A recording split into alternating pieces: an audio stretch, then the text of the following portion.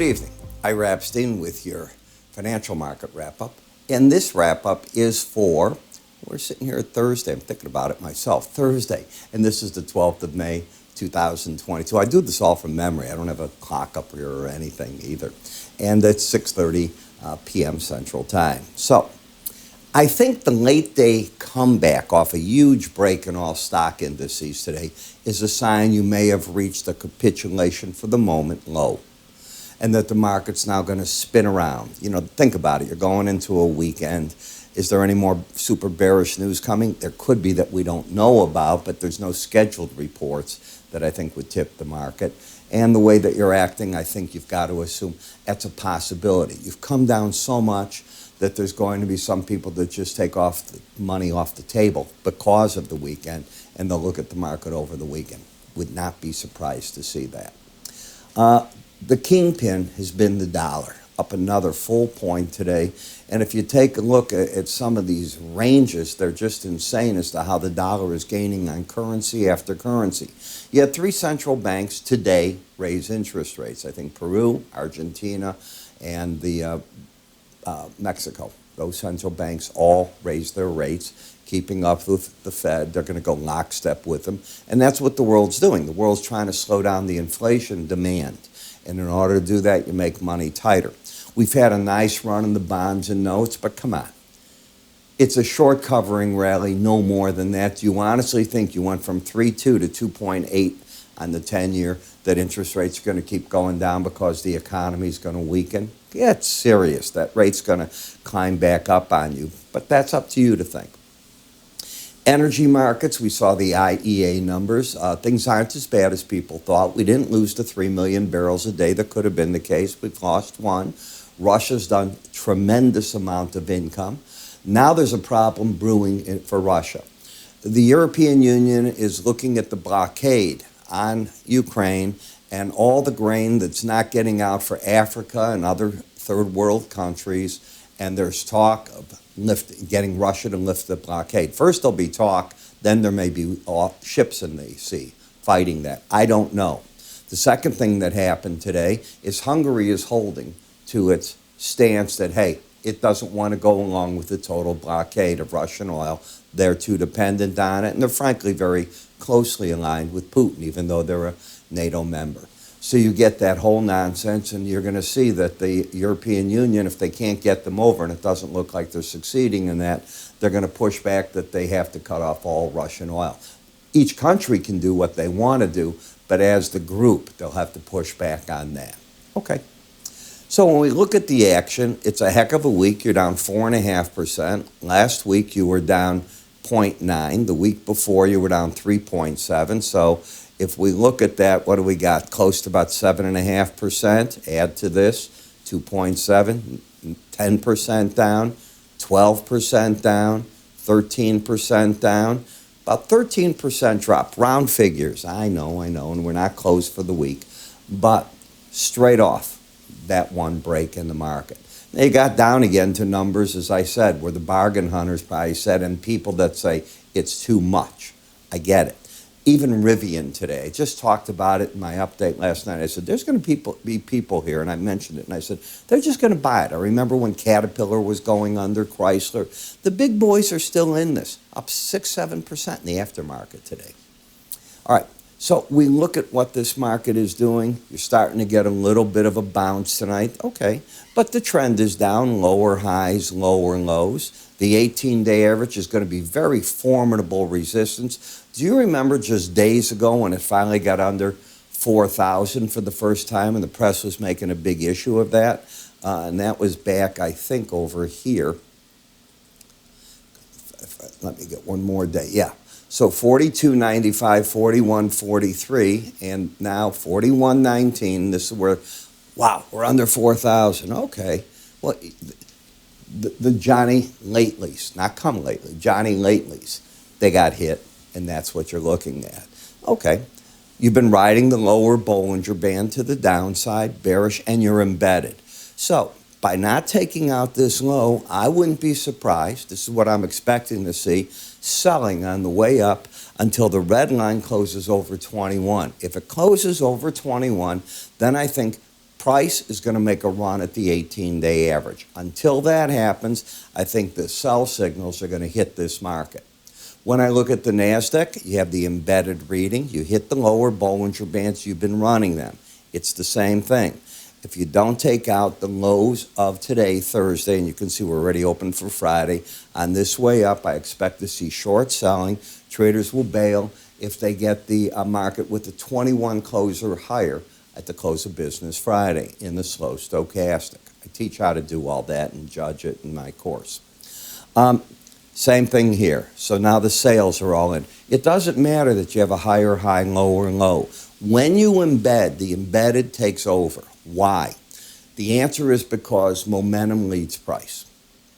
I know you might disagree with that, but I can prove it over and over on charts. Yes, there are times when price will just step right over momentum. If you're going to trade for the norm, you trade the norm. If you're going to trade for the one aberration, go out and buy some crazy puts and calls that probably 99% of the time will not make you money. Hope you get lucky with one and ride it right. That's basically what you're doing. I don't want to play that. I want to be the guy that owns part of the casino, the game. That's what it's about. They're building those buildings not on losses. They're building it on winnings. Well, it's the same thing here. When you're embedded, the bears have control until you lose control by a close over 21. Same thing here. So I'm looking tomorrow at short signals to be hit by a bunch of the different markets. This will probably be the VIX. There you go. It takes a moment to load in. The reason that took a moment, by the way, I'm trying something to prove something. With the new software, if I lock everything in and then use my package here to try to move around, I want to see if it moves these things in my buttons or not. So I'm just waiting to see what it does. But you see, it's not. It's working just as it should. So I think I found it tonight. Sometimes working with computers is like a game. You know, you hear your gamers, the kids are in there, blah, blah. What's the one variable that doesn't make sense that I can't explain to anybody? I think I just found it. Lower highs, higher lows, sort of neutral right here. Acting like, hey, it doesn't want to keep going up. Backing off could go to 29.37, which would cause a stock market rally. I think you're in no trend at all in the bonds. You have a lower low, a higher high. That's not a trend. You're fighting at the 18-day average of closes. You're in between the upper and lower Bollinger Band and the 10-year note. I'm a betting man. I say the market won't be able to stay over that upper Bollinger Band if it gets over it for any real serious length of time, very short period. In the dollar index, what the dollar index did, I'm so glad I got this, I figured it out. Outside day down. If you take out the high of an outside day, I have a set of rules in the course that, by the way, I'm looking over the camera in the back. I'm recording the new course already, so it'll be out shortly. I think it's going to change. If you like what I did in Bollinger Bands, you're going to love this because the outside day signals come all the time. So, took it out. Wouldn't be surprised if you make a run for the upper Bollinger Band right now. Eurocurrency. Big break. But what do you do when you hit the Bollinger Band for the first time? So long I'm part of that position. What do you do and you didn't do it in the British pound. So the pound is still bearish as can be. The target's down here. There is a window envelope target. You don't see the window envelopes here. Why? Because you're determined not to pay me to see my morning subscriber videos, and I get it, but you're not going to get all the data. And my traders that pay me for that do. So there's a number that I think some profit taking today was taken at. Bitcoin. Bitcoin came back. Okay, came back. It got down to 25,850. Where are all the bottom pickers? Have you noticed, be it in the stock market or this, what has happened, and I warned you this was going to happen. That generation that had never seen a bear market, they were buying and they got run over hard. And they're sitting there, I think, paralyzed. You don't hear anything about Robinhood, Reddit, meme stocks. Name me the time you've heard it, okay? You're not hearing it. This annihilates them. They don't know how to sell short, in my opinion. Do I know that I'm right? No. I've got an opinion. I'm entitled to it. I don't think they've ever seen bear markets. They're too young. And they don't get it. How can it keep falling? There's no reason for it, blah, blah. Where there was no reason to buy AMC at 14 and drive it to 32 either. okay, other than they did it. You should take a look. You're down to 297 difference now. Market's caught in no man's land. You now have defined the upper band, the lower band, and you're just doing this. You're just waving in between. You're doing the same in here. So for the moment, you're stuck in sideways action. It's broad, but that's what you're stuck in at this point in time. Even heating oil is now trying to flirt with what should it do next. Now, it has worked off an overbought condition completely. The play was all this. Now the market is deciding, is there another play? It hasn't told you there is. You've got the trend down, the bias up since you're over the 18-day average. You don't have anything to work with. In natural gas, today the market said, okay, with this outside day up, it could be bought until this low is taken out as a chartist. Doesn't mean I'm right. That's what I'm seeing on the chart. And if you take out that low, then I think you're opening the door up for here. If you don't take that low out, you could be looking at a market that might want to work back up and challenge, maybe not the exact high, but certainly the Bollinger Band's one of the places the market could be looking at.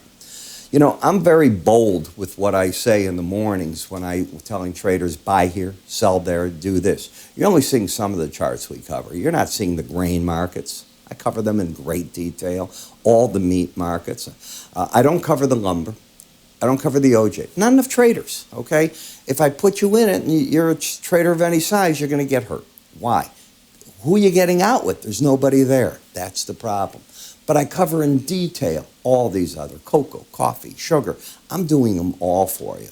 It's not expensive. It's less than you're spending at Starbucks most likely. And you're going to get a 20-minute video every single morning, specific buy here, sell there. In the video, why, where, how, what to do. You will have losers. You will have winners. You will have reasons. And I want to be the mentor that you're saying, I wanted to buy that. What does he think? That's the guy I want to be for you.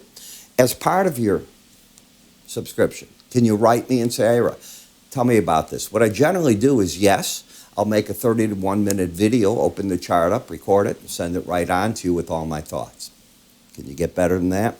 Just go to our website. If you don't know how, by the way, it's right there. Take your cursor, move it up here, give it a click.